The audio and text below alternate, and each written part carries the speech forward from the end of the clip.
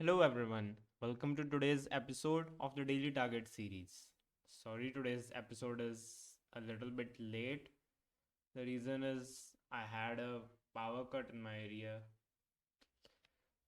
but because of that, I would be creating a smaller solution for this one because I had like a lot more time to think. So, in today's solution, we wouldn't be using divs.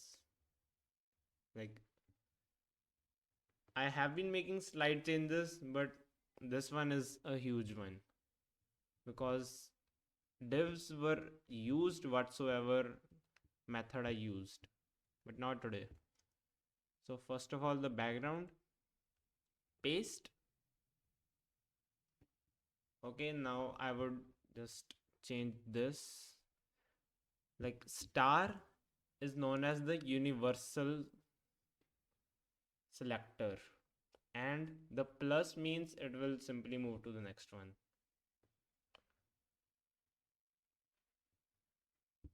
Okay, so I think we should change the width, or maybe we should first go with the margins. I would give it a margin, maybe 120.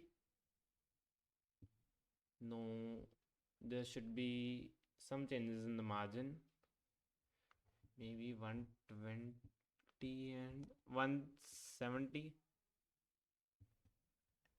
I'm watching it to bring it here perfectly. Like if you can see in difference, it is at the exact position. Now we need to obviously decrease the size, and the size could be 90 or 80, 70, 60, and 60 is the exact one. So as all of them are squares, so 60 by 60. So there one square has been created, but there are a lot of things to do further on. So the first thing I would do is remove this background. Okay, we would be using color, and the color would be this one, paste, because we need to have some area that is of the background color. Now what we would be doing is use a property known as box shadow. Like I have introduced this property in one of my videos of the web element series, and I think it was the one where I taught how to, yes, it was that one where I taught text effects such as glow, etc. Now this is a complete hit and trial thing, so I would go with, like, I have already solved it because of the really high amount of time I had. So this and minus 95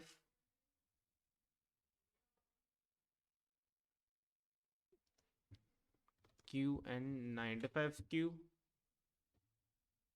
comma 32 q and 95q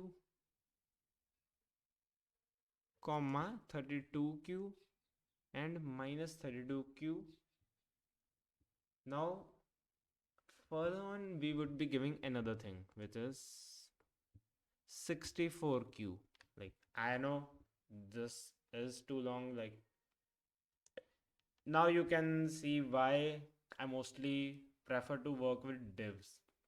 Like, although the code will be shorter this way, but it would become a little bit, not a little bit, like quite higher time consuming. So simply this was to work on this one. Now all we have to do is some slight changes. So as you can see, now we would be changing the last coordinates a little bit to minus 64q, and minus 64q, and again the same color. So it migrated to that area because this was the positive 64q, that's the negative 64q, and now we have to bring them in between. So obviously one would be positive, the other would be negative. So 64q minus 64q, and again this color. This time, like, I think I little bit messed up. Yeah, I messed up the coordinates. So now this one has to have its place. You can see, like, that was all that was done in the beginning to give a shape.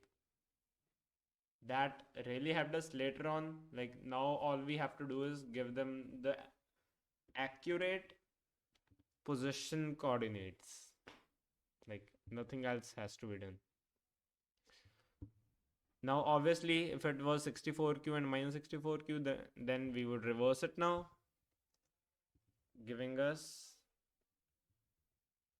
like, now only one is left. Now it has to have an insert property. That's why I left it for the end, maybe. So minus 32q and 32q, and this is the last thing. You can see slightly visible lines around it. Don't worry, it is still going to be 100% match. You can see it is.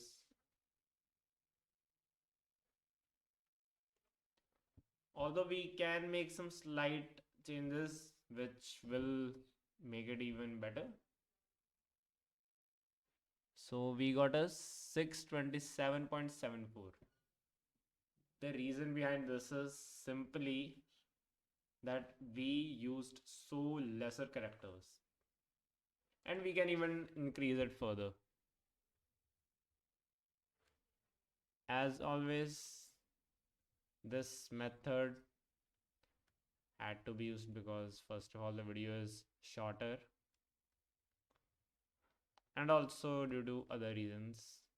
Like, it's better for me to increase the score as much as possible. Color,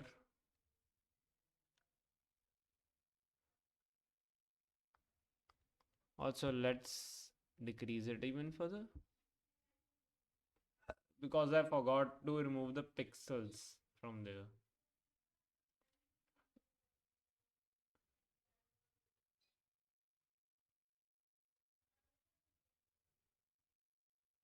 I know this process is a little bit boring, but we are obviously doing what we have to.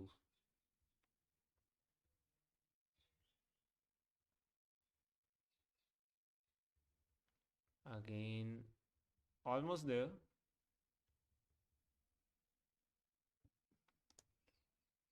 And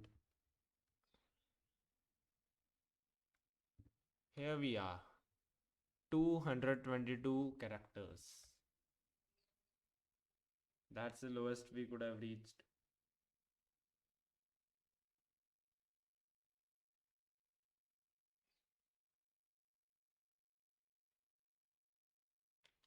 Okay, so that's it for today's video. Hope to see you in the next one. Till then, bye.